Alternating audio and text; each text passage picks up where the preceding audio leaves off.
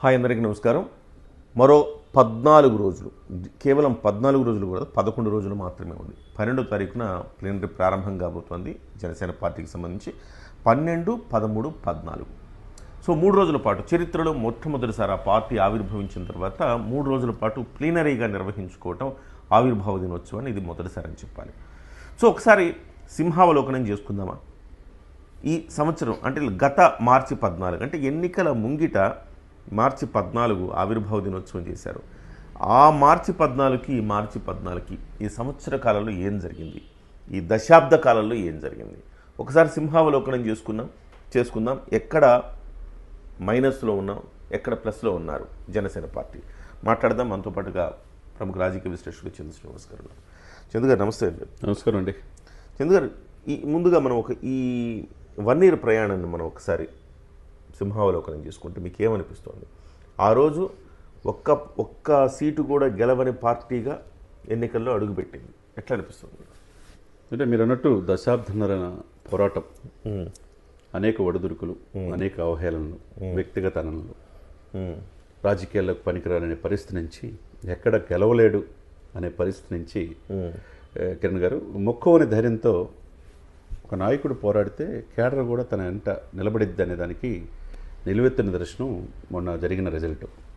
దాంట్లో భాగంగానే 21 సీట్లు ఆంధ్రప్రదేశ్ ప్రజలు గెలిపించారు. ఎంపీలు కూడా 2 పోటీ చేసి 2 గెలిచారు. దీంతోపాటు టీడీపీ, బీజేపీ చేసిన స్థానాలన్నీ కూడా గెలిపించి ఈరోజు 164 ఎమ్మెల్యేలు, 22 ఎంపీలు వచ్చేటట్టు చేశారు. దేశ రాజకీయాల్లో ఇది సువర్ణాధ్యాయంగా ఒక ప్రాంతీయ పార్టీ ఈ విధంగా ఎమర్జ్ అయిన తీరు గతంలో మనం ఎన్నడూ చూడలే. అవును. కాబట్టి దీని పట్ల పవన్ కళ్యాణ్ గారిని ముందుగా అభినందించాలి. వాళ్ళ అన్నగారి నుంచి నేర్చుకున్న రాజకీయాలు, తన అన్నగారి రాజకీయాలు ఇమ్మడలేకపోయినా, తన కాంగ్రెస్లో మెర్జ్ చేయటం ఇష్టం లేకపోయినా, తను విభేదించి సున్నితంగా పార్టీ పెట్టి, ఆ పార్టీని సొంత డబ్బుతో ఖర్చు పెట్టి దశాబ్దంలో నడపడం అంటే మామూలు విషయం కాదండి. ఎంతోమంది మేధావులు ప్రయత్నం చేశారు కానీ ఇమ్మడలేకపోయారు, వాళ్ళు స్టాండ్ కాలేకపోయారు. కాబట్టి దీనికి ఈ ఏదైతే ప్లీనరీ రేపు 14 జరగబోతుందో, మరి మీరు 12, 13, 14 మొదట్లో అనుకున్నారు, కానీ ఒక్కరోజే 14 చేద్దామనేది ఇప్పుడు కొత్తగా అని అంటున్నారు అనమాట. 10 లక్షల మందితో భారీగా చేయాలి అని చెప్పి అనుకుంటున్నారని తెలుస్తుంది. సరే, వాట్ ఎవర్ ఏదైనా కానీ పిఠాపురం వేదికగా ఒక చారిత్రాత్మకమైన సందేశాన్ని ఈ దేశంలో ఇవ్వబోతున్నారు అనేది ప్లీనరీ వేదికగా తెలుస్తుంది. అదొకటి. ఇకపోతే మనం అన్నీ బాగున్నాయి అనే పరిస్థితి నుంచి కొన్ని ఏదైతే లోటుపాట్లు ఉన్నాయో కూడా చెప్పాల్సిన అవసరం ముఖ్యంగా కిరణ్ మీద, చంద్ర శ్రీనివాస్ మీద ఉంది. ఎందుకంటే 2.5 సంవత్సరాల నుంచి పార్టీ ఎందుకు రావాలి, జనసేన ప్రజలకు ఎందుకు వెళ్ళాలి, ప్రజలు మంచి పరిపాలన ఎందుకు అందించాలి, పవన్ ఏ విధంగా అందించగలడనేది మనం నీకైనా మాకైనా అనేక బెదిరింపులు, ఫోన్ కాల్స్, మనం రకరకాలుగా మనల్ని కూడా ఇబ్బంది పెట్టారు. కానీ ఎక్కడ మొక్కవని ధైర్యంతో మీరైనా నేనైనా ఆంధ్రప్రదేశ్ ప్రజలకి తెలియాలి కాబట్టి చెప్తున్నాం. మనం కొద్దిగా దేవుడు మన తల్లిదండ్రులు కావచ్చు, మనకిచ్చిన ధైర్యం కావచ్చు, ఆ విధంగా సమాజంలో మార్పు కోసం అనేక మాటలు పడ్డా, అనేక తిట్లు పడ్డా, అనేక బెదిరింపులు గురైనా ఎక్కడా మనం తొనకలా వెనకలా ఆ దిశగా ఆంధ్రప్రదేశ్ ప్రభుత్వం కూటమి రావడానికి మన వంతు మనం కృషి చేశాం. అదే సమయంలో జనసేనలో కష్టపడి భుజాల్లో మోసి దశాబ్దన్నర పైన ఆయన్ని కష్టపడిన వాళ్ళు కూడా చాలామంది ఉన్నారు. కొన్ని పదవులు ఇంకా రాలేదు. మరి చంద్రబాబు నాయుడు గారు ఏమో మార్చి నెలాఖరికల్లా కంప్లీట్గా అన్ని నామినేట్ పోస్టులు ఇస్తామన్నారు. మరి ఇంకా జనసేనకు దక్కాల్సినవి చాలా ఉన్నాయి. ఎందుకంటే తగ్గారు కదా ఇక్కడ, 21 సీట్లకే కన్ఫర్మ్ అయిపోయారు కాబట్టి దక్కాల్సినవి ఉన్నాయి. ఆ క్రమంలో మనం ఏమనుకోవాలంటే క్షేత్రస్థాయిలో జనసేన కూడా గ్రాస్ రూట్ లెవెల్ వెళ్ళాలి. 21 సీట్లకే పరిమితం కాకూడదు. కోరుకుంటుంది ఏంటంటే, నాతో 10 సంవత్సరాలు రాజకీయం చేసేవాళ్ళు రమ్మన్నాడు. నిజంగా 10 సంవత్సరాలు వచ్చారు. ఇప్పుడు 14 సంవత్సరాలు దాదాపుగా ఆయనతో నడిచారు. ఇంకో 10 సంవత్సరాలైనా, ఆయన చెప్పిన 15 సంవత్సరాలైనా ఆయనతో నడవటానికి సిద్ధంగా ఉన్నారు. అదే సమయంలో వాళ్ళకు కూడా రాజకీయ ఆకాంక్షలు, రాజకీయ అభిలాష, మేము ఎదగాలని కోరిక కూడా ఉంటుంది. అటువంటి వాళ్ళని గమనించి 175 నియోజకవర్గాలకి నియోజకవర్గ ఇన్ఛార్జీలను జనసేన వేయాల్సిన ఆవశ్యకత ఉంది. అదేవిధంగా అన్ని జిల్లాలు, 13 జిల్లాలు, పెరిగిన జిల్లాలు పక్కన పెడితే 13 జిల్లాలు ఉన్న జిల్లాలకి అధ్యక్షులను వేయాలి. పార్టీని బతికించుకోవాలి. ఎందుకంటే కొన్ని చోట్ల ఇప్పుడు ఉన్న పార్టీకి ఇన్ఛార్జీలు వేశారు కదండి, పార్లమెంట్ స్థాయిలో ఇన్ఛార్జీలు వేశారు. ఈ యొక్క ప్లీనరీ కూడా సక్సెస్ అవ్వటానికి కూడా ఇన్ఛార్జీలు కూడా వేశారు. ఇవన్నీ ఒక ఎత్తు అయితే పార్టీ విధానాలని పార్టీ పాలసీస్ని ముందుకు తీసుకెళ్లాలంటే ఇప్పుడు కొన్ని చోట్ల జనసేన కార్యకర్తలు ఇబ్బంది గురవుతున్నారు. టీడీపీ వాళ్ళు మోనోపోలీగా వాళ్ళు వెళ్ళిపోతున్నారు, వీళ్ళు ఇబ్బంది పడుతున్నారు. నాయకుడు ఏమనొద్దు అని చెప్పన్నాడు కానీ మెండకొడిపోతున్నారు. సపోజ్ ఒంగోలు ఉంది, ఒంగోలులో ఏంటి పరిస్థితి? 9 జిల్లాలకు పరిమితం వైసీపీ, 2 సీట్లు ఎర్రగొండపాలెం, దర్శి ఉంది. అదే సమయంలో బాలినేని శ్రీనివాసరెడ్డి జగన్మోహన్ రెడ్డి గారు అత్యంత సన్నిహితుడు జనసేనలో జాయిన్ అయ్యాడు. ఆయన జనసేనని టీడీపీ వాళ్ళు ఆహ్వానించాల, చివరికి ఆయన చేర్చుకుంటున్నాడని పవన్ గారు కూడా తిట్టారు టీడీపీ వాళ్ళు. తర్వాత సారీ చెప్పారు, అదే కట్ చేస్తే 20 మంది కార్పొరేటర్లు వైసీపీ వాళ్ళు తీసుకొచ్చి జాయిన్ చేశాడు. అంటే మొత్తం హస్తగత చేసుకున్నట్టే కదా. మేయర్ పీఠం కూడా రేపు జనసేనకి ఒంగోలు రాబోతుంది. ఓకే, ఎందుకంటే అదే ఒంగోలులో ఆయన చదువుకున్నాడు కాబట్టి అటువంటి జిల్లాలు జనసేన కూడా ఉనికిని కాపాడుకోవాలి. అదేవిధంగా చిత్తూరులో ఆర్ఎన్ శ్రీనివాసులు కూడా ఒక 6 కార్పొరేటర్ వైసీ కార్పొరేటర్ తీసుకొచ్చాడు. ఇప్పుడు 9 జిల్లాలకు పరిమితం 0కి అయిపోయింది. అదేవిధంగా ఉభయ గోదావరి జిల్లాలో 0కే పరిమితం అయినప్పుడు ఆయా జిల్లాల్లో పార్టీని సంస్థాగతంగా తీసుకెళ్ళగలిగితే, పల్లె నిద్ర అన్నారు 14 రోజులు ప్రతి కాన్స్టిట్యున్సీ ఒక్కొక్క నియోజకవర్గాన్ని, అది చేయగలిగితే, జెండా రెపరెపలాడించగలిగితే, ఎక్కడో త్రిపుర లాంటి రాష్ట్రాల్లో జెండా పట్టుకోలేని బీజేపీ ఈరోజు వరుసగా 2వ సారి గెలిచిందంటే, యూపీ లాంటి రాష్ట్రాల్లో యోగి ఆదిత్యనాథ్ లాంటి వాళ్ళు మినీ ఇండియా వరుసగా 2వ సారి యోగి ఆదిత్యనాథ్ సీఎం అయ్యారంటే కారణం ఏంటంటే గ్రాస్ రూట్ లెవెల్లో పార్టీ వెళ్తాం.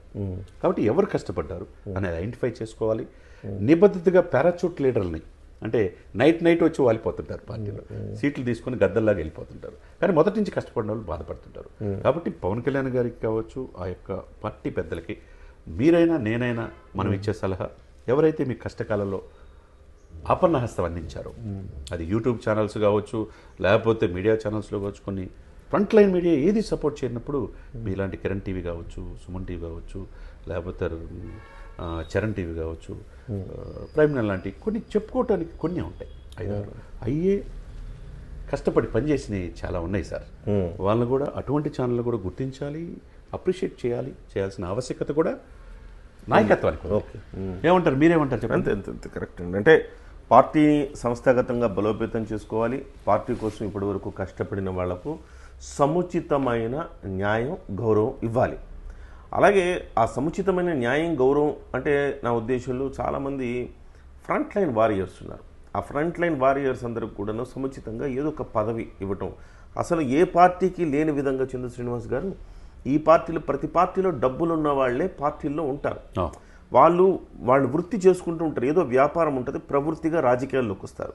కానీ జనసేన పార్టీలు ఏంటంటే సిద్ధాంతాలకు నచ్చి సాఫ్ట్వేర్ ఉద్యోగాలు వదిలేసుకొని వచ్చి, గవర్నమెంట్ ఉద్యోగాలు వదిలేసుకొని వచ్చి చేస్తున్న వాళ్ళు చాలామంది ఉన్నారు ఈ పార్టీలో. అలాంటి వాళ్లకు కనీసం ఒక చిన్న పదవి ఇస్తే అట్లీస్ట్ వాళ్ళ అవసరాలు తీర్చుకునేలాగన్నా, ఇప్పుడు తిట్టడానికి 3,85,000 రూపాయలు జగన్మోహన్ రెడ్డి ఇస్తున్నప్పుడు సో తిట్టడానికి, కానీ పని చేయడానికి సిద్ధాంతాలకు లోబడి ఒక పద్ధతిగా ఉండే వాళ్ళకి ఒక చిన్న పదవి ఇస్తే, ఆ పదవితోటి ఎంతో కొంత గౌరవ వేతనం వస్తుందండి. అలా ఫ్యామిలీలు కూడా నడుస్తూ ఉంటాయి. సో నేనేమంటున్నానంటే, ఫ్యామిలీలు పార్టీ కోసం సాక్రిఫైస్ చేసి ఫ్యామిలీ లైఫ్ను కూడా ఇబ్బంది పెట్టుకున్న వాళ్ళు ఉన్నారు, వాళ్ళని పార్టీ గుర్తించాలి.